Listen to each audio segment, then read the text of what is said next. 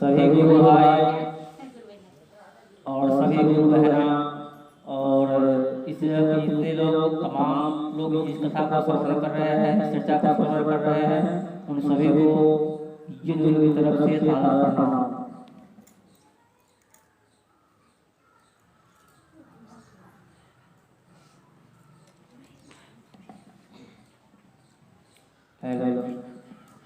बहुत सुंदर सुंदर आज चर्चा हुआ।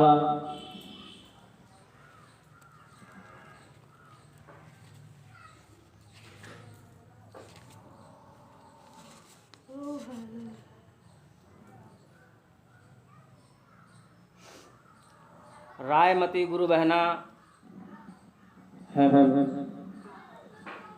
रायमती गुरु बहना ने बहुत सुंदर बात रखी और बीना गुरु बहना ने भी बहुत सुंदर बात रखी।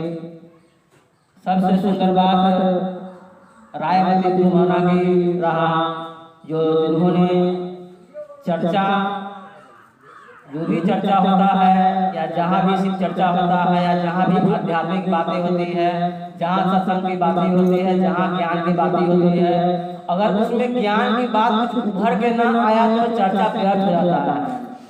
तो रायमती गुरु बहना ने बहुत सुंदर बात कही है। अभी इस जगह जो भी हमारे गुरु बहना बैठे हुए हैं, किसी में सास के रूप है, किसी में पुत्रों के रूप में, किसी में बेटी के रूप में है। तो रायमती गुरु बहना ने एक उदाहरण बताई है, ये कथा कही है, कहानी कही है। वह कथा, वह कहानी, वह चर्चा सबको अपने जीवन में ग्रहण करने वाली बात है, क्योंकि एक पुतो ही घर को आगे की ओर बढ़ाता है और एक पुतो ही घर के आय को गिरा देता है। तो उन्होंने बहुत अच्छी सास पुतों पे कहानी बताई है, जो किस प्रकार से एक पुतो होती है जो अपने सास से बर्तन मजवाती है और एक पुतो ऐसा आती है जो सास से बर्तन मजाने का काम छोड़कर खुद अपने बर्तन मांजती है और सास को बैठा के छोड़ में खिलाती है। तो ये सबसे उत्तम चर्चा रहा, सबसे उत्तम कहानी रहा, सबसे उत्तम इसमें वाणी रहा और सबसे उत्तम गुण यह हुआ कि जितने भी हमारे गुरु बहना इस चर्चा का सुन रही है, वह बात सब अपने अपने जीवन में उतारे। अगर कोई सास है, कोई पुतो है, कोई बेटी है, तो यह शिक्षा को ग्रहण करे, जो किस प्रकार से एक पत्नी का कर्तव्य होता है, एक पुतो का कर्तव्य होता है। अगर सास पुतों में मीठी वाणी नहीं है, मीठा प्यार नहीं है, तो वह घर नरक के समान होता है। इसलिए जो भी हमारे परिवार में मेन खुशी रहने का रहस्य है, सास ससुर जो हमारी गोतनियाँ होती है, उस सबों में आपस है, प्रेम भाव है, सब एक दूसरे से मिले हुए हैं, तो उस घर में सुख शांति का वास होता है। हमेशा उस घर में खुशियों की वास होता है, आनंद का वास होता है। सभी लोग चंचल रहते हैं, खुशमय रहते हैं। जो भी लोग जहाँ कमाते हैं अच्छे से कमाते हैं, क्योंकि घर में खुशहाली रहता है। तो रायमती गुरु बहना ने बहुत सुंदर बात रखी है। उस कथा को, उस चर्चा को आप सब लोग अपने जीवन में उतारे और ऐसा कार्य करने के सोचे। बीना गुरु बहना ने हमें बताई है, महादेव जब हरिदानंद भैया पलंग पर बैठे रहते हैं तो शिव गुरु आते हैं, एक काठी में खैरका मांगते हैं, तो उन्हें झाड़ू के दे देते हैं लकड़ी तोड़ के। अब झाड़ू को लकड़ी तोड़ के देने के बाद महादेव फेंकते हैं, वह सांप बन जाता है। अब हरिदानंद सोचते हैं क्या, अरे सांप कैसे बना। अब हमें ये रहस्य जानना है, हमें ये गुण जानना है, हमें विचार जानना है। ये कोई साधारण व्यक्ति नहीं है। तो ये चर्चा कोई साधारण नहीं होता है। चर्चा में जब आते हैं तो अगर आप हरिदानंद भैया के बात पर चलते हैं, उनके कथा पर चलते हैं, उनके यकीन पर चलते हैं, तो जैसे अभी बीना गुरु बहना ने जो बताई है, जो एक काठी को एक लकड़ी को फेंक कर जब सांप बन जाता है वो लकड़ी, तो वह गुरु भाई सोचने लगता है कि सांप बना कैसे। अब हमें उस व्यक्ति से मिलना है, सांप बनने का गुण सीखना है, क्योंकि साधारण व्यक्ति नहीं है, इसलिए हमें रहस्य जानना है। तो उसी प्रकार ये चर्चा होती है, सत्संग होता है, भजन होता है, कीर्तन होता है। तो जो अच्छी बात है आप उसे ग्रहण करें और अपने जीवन में उस बात को उतारें। और वह आपको नहीं समझ में रहा है तो उस गुरु को खोजे, उस बहना को खोजे, जो आपको ज्ञान दे रहा है उसको खोजे और अपने जीवन में वैसा ही ज्ञान अर्जन की कोशिश करें। जो आपको बात समझ नहीं आ रहा है, जो विचार समझ नहीं रहा है, जो चीज़ यहाँ पर बताया जा रहा है आप नहीं समझ पाए तो उसको खोजिए।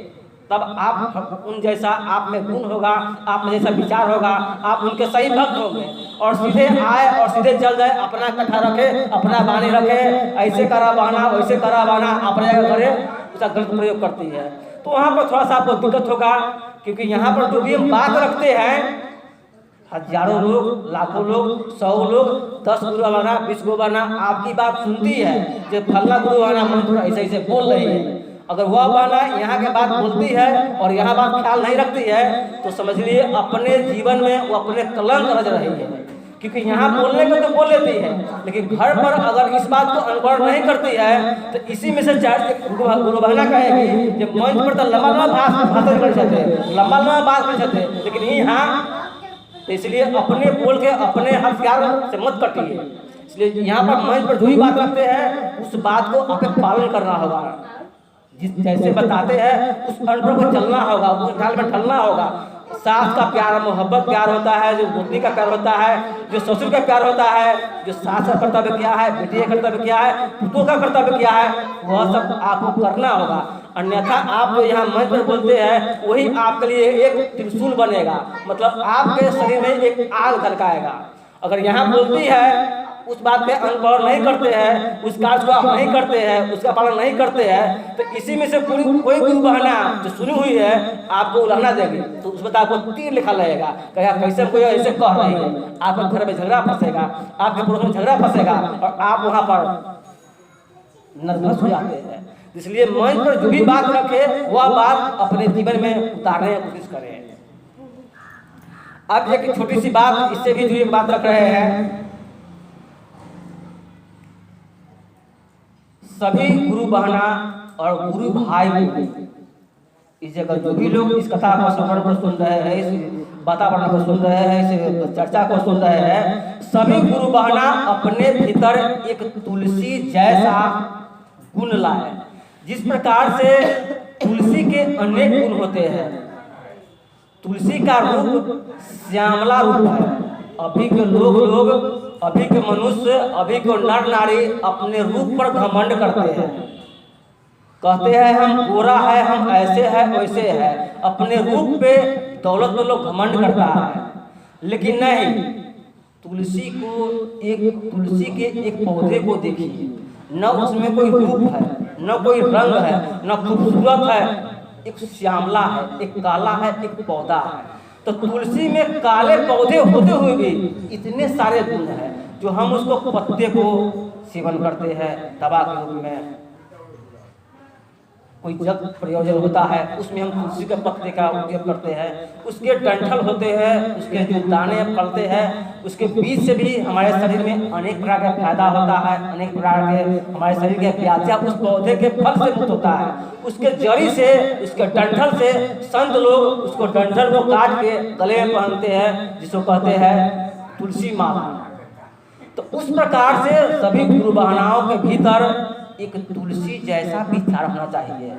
तुलसी जिस प्रकार से श्यामला है, उसी प्रकार से आपके अंदर यहाँ आते हैं, यहाँ जो चर्चा करते हैं, यहाँ जो प्रवचन करते हैं, यहाँ जो कथा करते हैं, और यहाँ से जो अच्छी वाणी आप अर्जन करते हैं, अपने भीतर लाए, अपने विचार में लाए, अपने मन में लाए, आप उसी के अनुरूप ढले, उसी के अनुरूप कार्य करें। जिस प्रकार से एक तुलसी के पौधा में अनेक गुण है, उसी प्रकार आप भी एक तुलसी का पौधा है। सभी गुरु बहना एक तुलसी के पौधा है। जिस प्रकार से तुलसी के अनेक सारे गुण हैं, उस प्रकार से आप इस चर्चा में आके अनेक सारे गुण पाते हैं, अनेक सारे ज्ञान पाते हैं, तरह तरह की बात, तरह तरह के विचार गुरु बहना हमको आपको देते हैं, आप भी देते हैं, उनसे श्रवण करते हैं, आदान प्रदान होता है।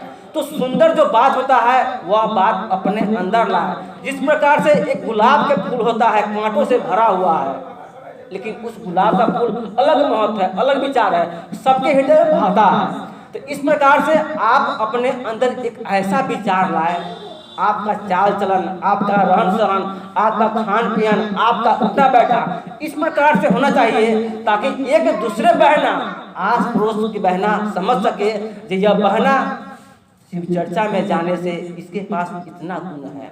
जिस प्रकार से तुलसी में अनेकों गुण है, तो अनेकों उसका प्रयोग किया जाता है, अनेकों जगह हर कार्य में, हर शुभ कार्य में तुलसी के पत्ते का जरूरत पड़ता है और लोग तोड़ के ले जाते हैं। उस प्रकार से अपने अंदर आपको विचार लाना है, अपने भाव रखना है, अपने कर्तव्य का पालन करना है, अपने राह चलना है, ताकि हर महिला जो शिव चर्चा में नहीं आती है, जो चर्चा नहीं जानने से करती है, जो भजन नहीं जानती है, जो इस चीज को नहीं जान पाती है, आपके देख के, आपके विचार के समझ के, आपके चाल चलन को समझ के, आपके बोली के समझ के समझ जाए जो गुरु बहना नेक है, चलो गुरु बहना के साथ हम भी चलते हैं। इस प्रकार से आपके देख के, आपके सुंदर विचार है, आपके सुंदर भाव है, आपकी तरह तुलसी जैसा गुण है, तुलसी जैसा विचार है। जिस प्रकार से तुलसी के पत्तों के सब लोग तोड़ के ले जाते हैं अपने जग प्रयोजन में, जग में ले जाते हैं, पूजा करते हैं, गर्दन में बांधते हैं, उस प्रकार से आपका विचार होना चाहिए, आपके भाव होना चाहिए, ताकि गांव समाज में जितने महिलाएं हैं, जितने गुरु बहना है, जो जानती है नहीं जानती है, वो सब आप जैसा बने। आपके अगर गुण सुंदर है, आप में अगर विचार अच्छा है, आपका बोली मीठा है, तो ऑटोमेटिक है आपकी सब गुरु बहना जो आस पड़ोस के जो भी लोग हैं आपसे सहमति होंगे, आपसे विचार करेंगे, आपसे पूछेंगे गुरु बहना ये कैसे कैसे गुण कहाँ से मिलता है, तो बताएंगे हमें ऐसे ऐसे हमें गुण मिलता है।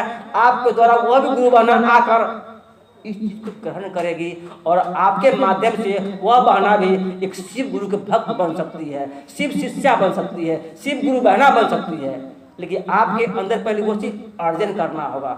ठीक तुलसी के पौधे जैसा आप में एक करुणा बनाना होगा, आपके अंदर दया का भाव होना चाहिए, आपके मन एकदम शाश्वत आनंद होना चाहिए, किसी से कोई झगड़ा नहीं है, किसी से कोई लटपट नहीं है। जो भी काम सीधा काम कीजिए, स्पष्ट काम कीजिए, साफ सुथरा काम कीजिए, तो उसमें कहीं से कोई आपको कोई अलक्षण लगा नहीं सकता है। अगर सुंदर कार्य करते हैं तो आपका घर का बड़ाई होता है, आपका माता का बड़ाई होगा, आपका पिता का बड़ाई होगा, आपका पति का बड़ाई होगा, आपका बेटा का बड़ाई होगा। ये फलना के माँ फलना जगह जाए थे तो बहुत अच्छा गुण सीख के लाई है, चल हमू से चले जी वहाँ, हमू से सीखम। तो एक दूसरे से यह आदान प्रदान होता है ज्ञान। तो हम सभी गुरु बहना से यही निवेदन करेंगे जो अपने भीतर, अपने मन मंदिर में, अपने इस हृदय में जिस प्रकार से भगवान के मंदिर है, भगवान भोलेनाथ के मंदिर है, उस प्रकार से अपने अंदर एक ऐसा मंदिर बनाइए, एक ऐसा विचार लाइए, एक ऐसा भाव लाइए कि सब समाज के लोग आपसे मिलजुल के, आपके कदम से कदम मिलाकर आपके साथ चले, आपके विचार को माने, आपके जो कहते हैं वह माने, ताकि उसका भी जीवन सुखमय हो और आप लोगों का जीवन सुखमय हो। तो इन्हीं शब्दों के साथ मैं अपनी बात पूरा करता हूँ। हर हर महादेव।